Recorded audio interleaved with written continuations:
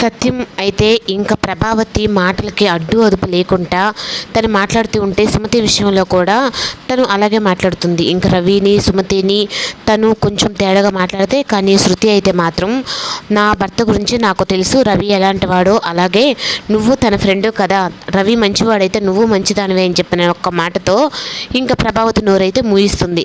ఇంకా సత్యం అయితే ఇంకా అక్కడ అందరి ముందు ఉండలేక ప్రభావతిని అయితే నువ్వు లోపలికి రా అని చెప్పని పిలుస్తాడు.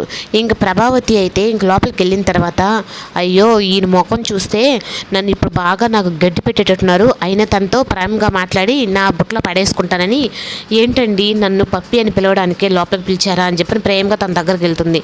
ఇంకా సత్యం అయితే నువ్వు చేసిన పని ఏమన్నా బాగుందా, కనీసం శృతికున్న చిన్న పిల్లకున్నంత తెలివి కూడా నీకు లేకుండా పోయిందా అని చెప్పని తనైతే అంటాడు.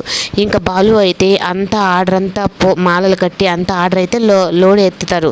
ఎత్తేటప్పటికి ఇంకా గుణ అయితే ఆ ఎమ్మెల్యే కాడ తన పరువు తీయాలి, తనని జైలు పంపించాలని చెప్పని ఆ బండిని అయితే తన మనుషులను పెట్టి తనైతే తీసుకుని వెళ్ళిపోతాడు.